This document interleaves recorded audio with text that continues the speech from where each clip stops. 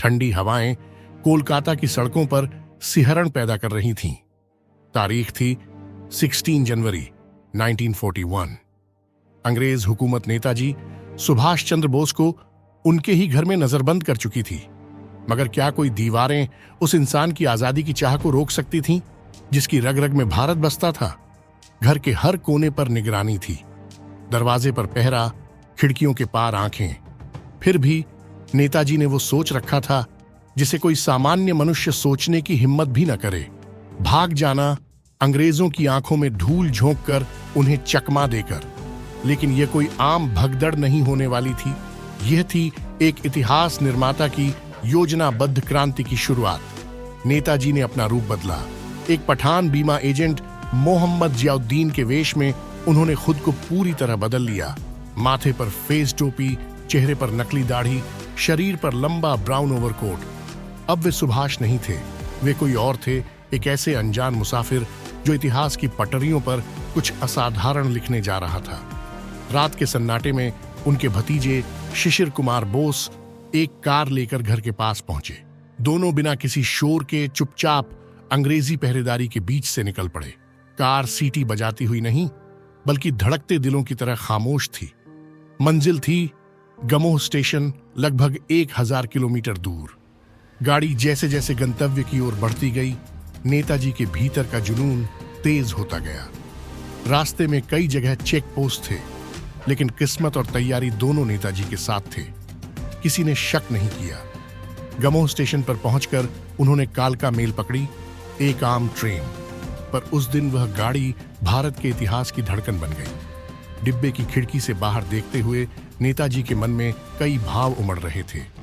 यह सफर था अज्ञात की ओर, न कोई ठिकाना, न सुरक्षा, न वतन। लेकिन हर क्षण, हर धड़कन यही कह रही थी, जो भी हो, भारत को आजाद कराना है। दिल्ली होते हुए वे पेशावर पहुंचे, ब्रिटिश भारत की आखिरी सीमा।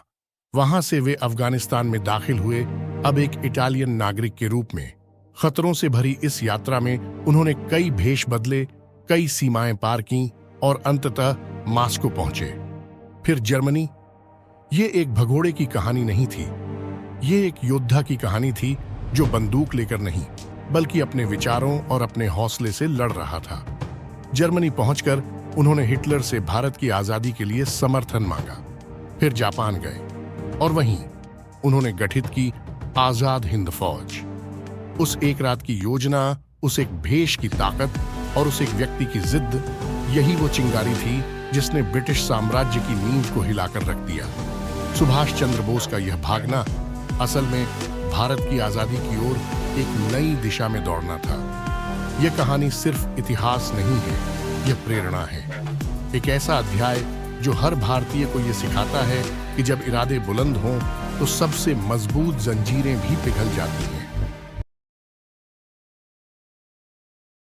1943 का वर्ष था।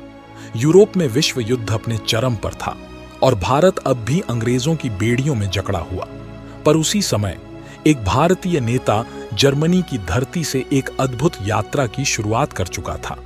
यह कोई साधारण यात्रा नहीं थी, यह यात्रा थी अंधकार, खतरे और बलिदान के रास्ते पर एक सपना लिए हुए कि भारत एक दिन आजाद होगा।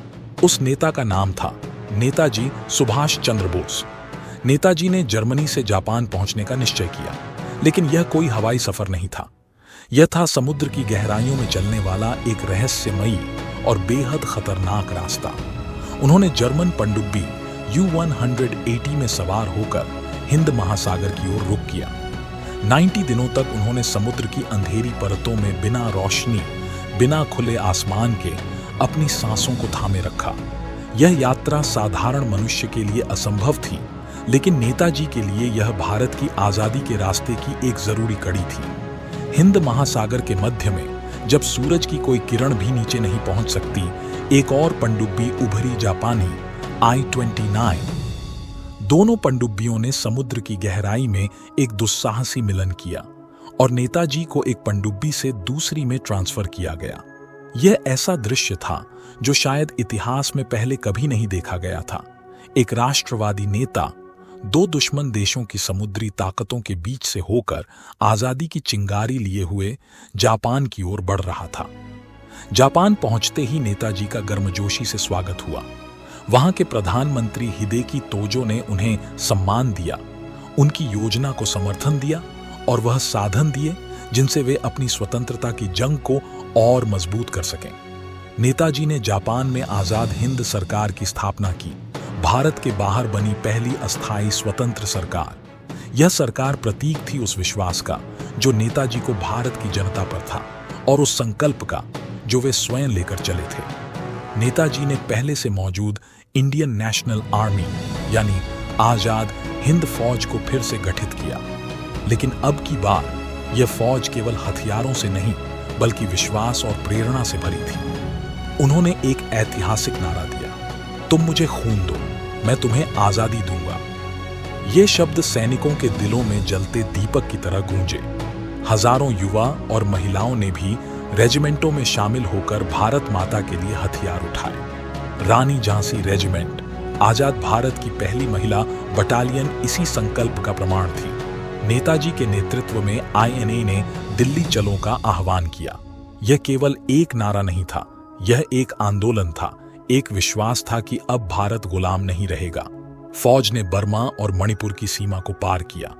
मोइरांग नामक स्थान पर पहली बार भारतीय झंडा लहराया गया, वह भी स्वतंत्रता के नाम पर।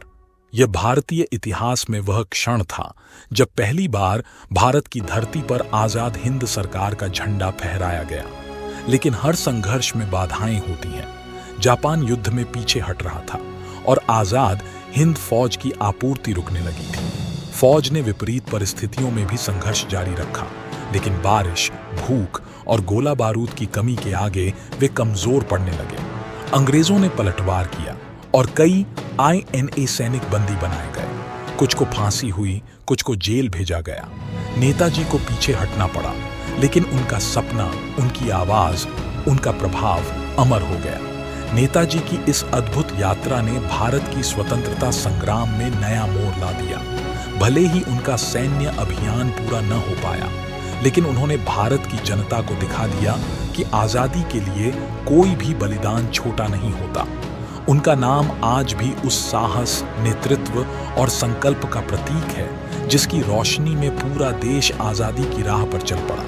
उनका नारा दिल्ली चलो आज भी भारतीय इतिहास की गूंज बनकर हमारे कानों में सुनाई देता है, और उनका दूसरा नारा जय हिंद आज भी भारत का राष्ट्र जय घोष है। नेताजी सुभाष चंद्र बोस का जीवन केवल इतिहास नहीं है, वह एक मशाल है जो हर आने वाली पीढ़ी को साहस और प्रेरणा की लौ देती है।